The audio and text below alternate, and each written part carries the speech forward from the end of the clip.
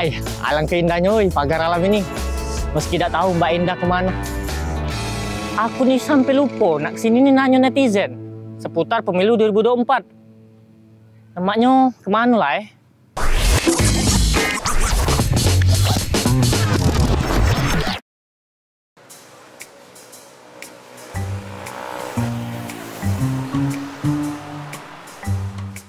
Pak, tahu tak demokrasi itu apa? Nah, tak tahu pula, Pak. Tak tahu demokrasi.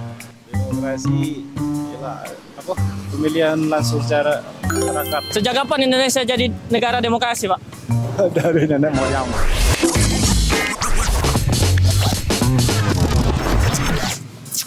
Dah macet sebelah sana banyak tak tahu. Sekarang kita pindah di alun-alun kota, mugabe wong sini tahu. Tanya ada keramaian apa di situ? Kita tanya ke sana.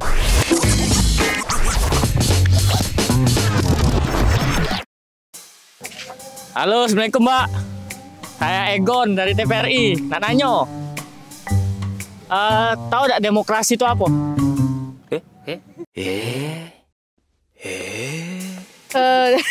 Aku bukan ini mereka. Demokrasi apa? Apa? Tidak tahu. Tahu tak demokrasi itu apa, Pak? Demokrasi apa ya? Kalau menurut saya demokrasi itu suatu perkumpulan mahasiswa yang datang ke gedung DPR. Hai, demo itu. Saya ya. Tahu tak demokrasi itu apa? Demokrasi itu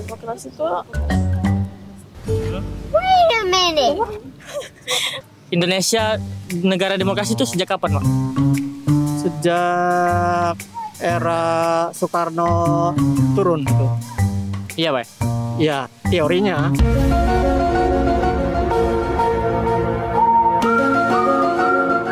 Kapan lah Indonesia ini jadi negara demokrasi, Pak? Kita lihat dulu deh. Lihat. Mau lihat kemana nih?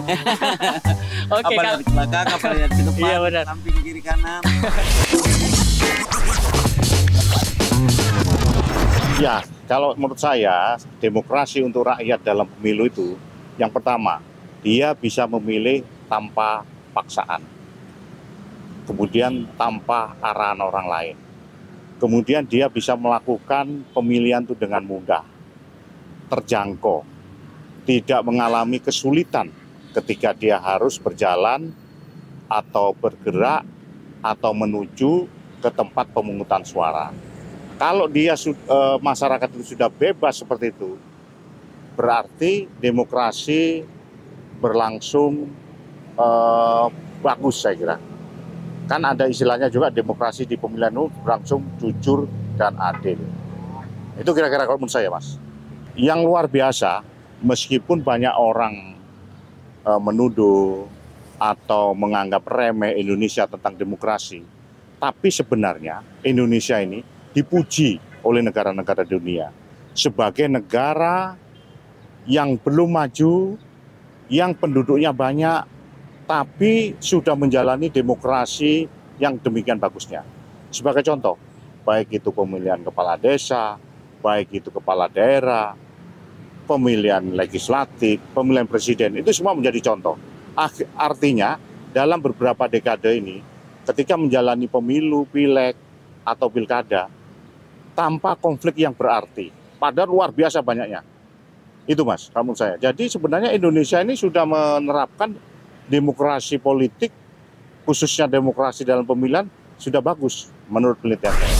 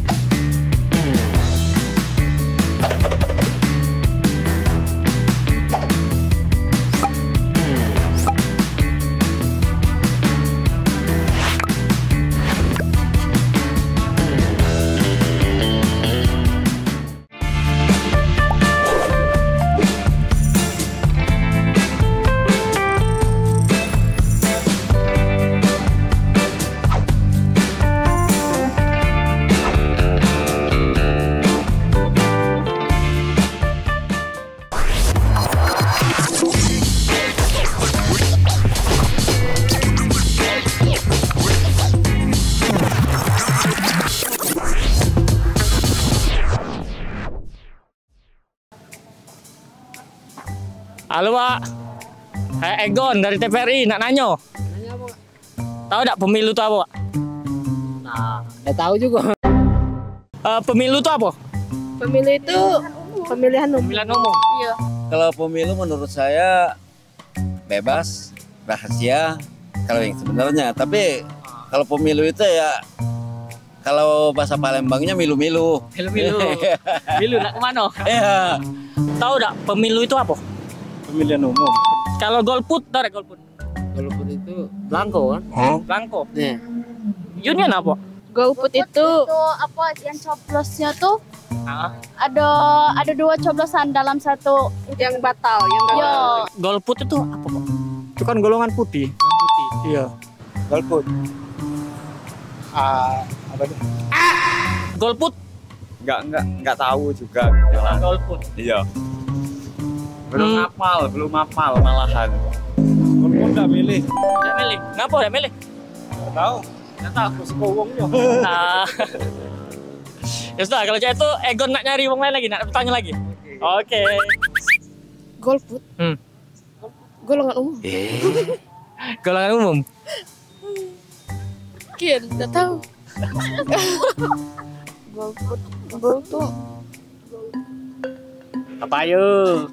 golput. Nggak tahu Iya. Kalau menurut saya orang yang golput itu gimana ya? Tidak tahu sama haknya.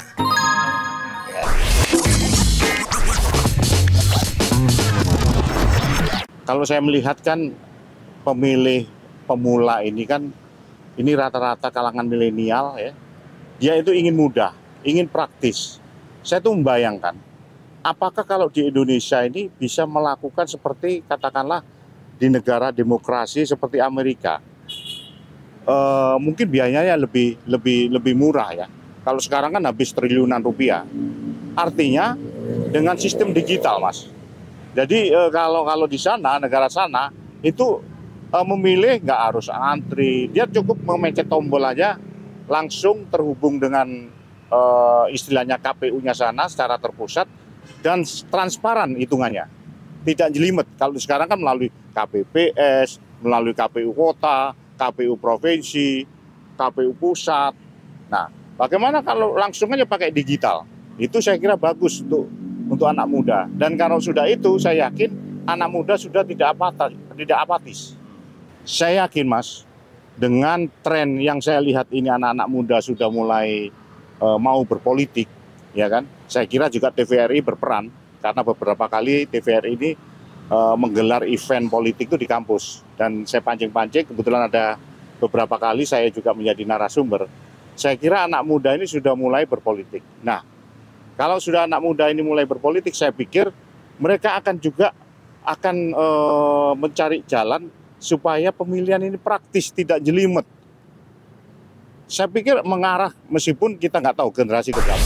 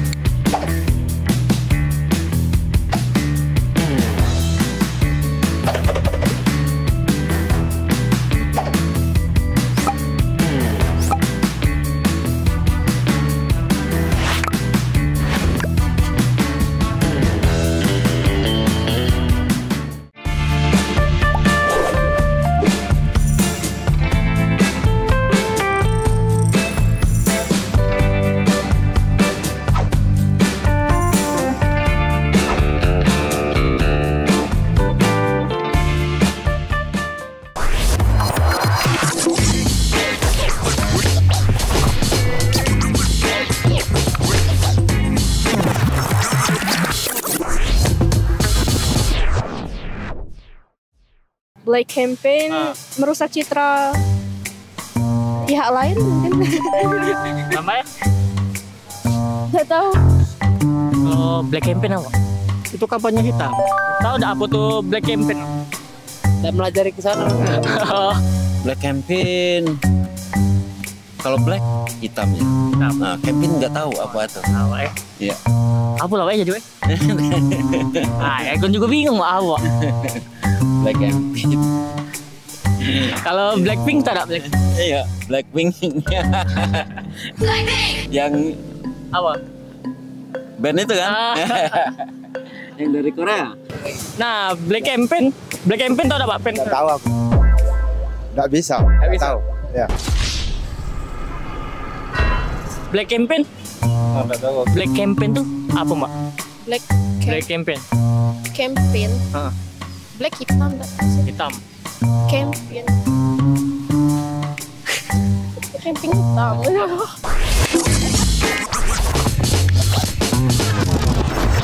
Ya, black campaign atau itu kampanye hitam. Itu adalah mengetengahkan hal-hal hal-hal buruk sama kepada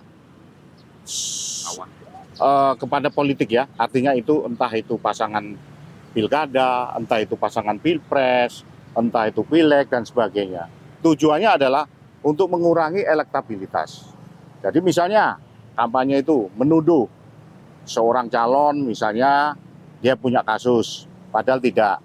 Atau menimbulkan seakan-akan seorang pejabat A yang mau nyalek ini dia melakukan korupsi.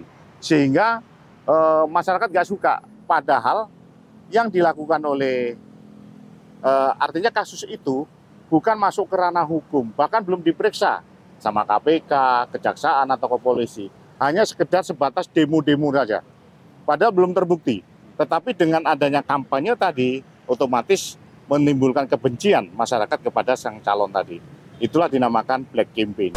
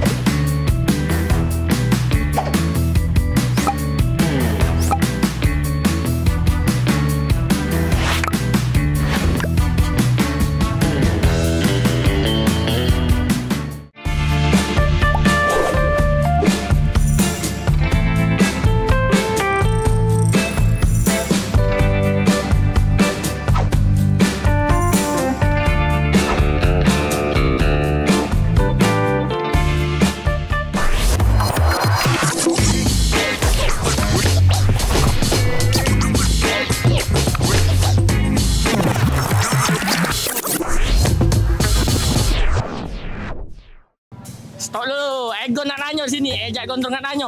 Yo, piye, Mas? Pemilu kan dilaksanakan 5 tahun sekali, Pak. Ngapa tiap pemilu tuh dilaksanakannya tiap hari Rabu? Emang hari Rabu terus apa? Iya, hari Rabu terus, Pak. Oh, nggak paham juga. Nggak tahu juga, Pak. Nggak tahu. Mungkin memang lah. Kan emang harinya nih aneh. Oh. Mungkin kebetulan, mungkin ada yang lain.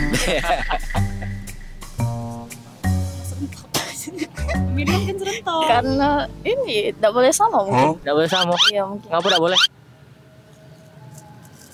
Nah, kurang tahu. Kenapa pemilu dilaksanakan tiap hari Rabu? Oh, itu. Karena diwajibkan lah Wajibkan untuk para masyarakat untuk mengikutinya lah. Kalau hari keberuntungan, Pak. Hari keberuntungan. Kalau hari keberuntungan apa tuh? Hari Minggu. Ngapa lah ya tuh? Banyak cewek. Banyak, wah, lapang. Ya, jadi pemilu ini dilaksanakan tiap hari Rabu. Pak. Oh gitu. Apa penyebabnya? Nah, saya Apa? tanya sekarang. Mungkin kebetulan. Nah, itu. Ini masih menjadi misteri nih. Nah, kenapa jadi sama kayak perempuan? Kenapa kalau masak tangannya mesti begini ya? Kenapa Itu tuh? misteri juga. Tanya ya mama. Coba perhatikan mamanya, kalau masak kan tangannya pasti begini. Nah, kalau pengamatan saya sendiri nggak tahu kenapa kok pas hari Rabu. Tapi saya yakin itu ada hitung-hitungannya. Karena itu saya tidak tahu dan saya tidak mendengar. Maaf, itu yang soal hari Rabu itu.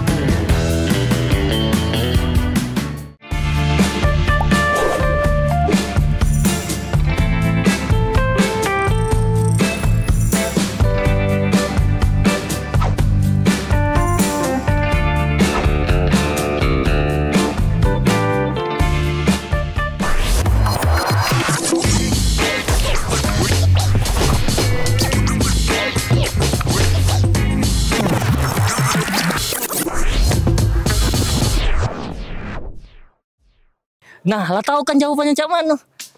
Jangan salah lagi. Agak aku kasih pertanyaan yang lebih menarik lagi. Di Nanyo Netizen, Nanyo Pe.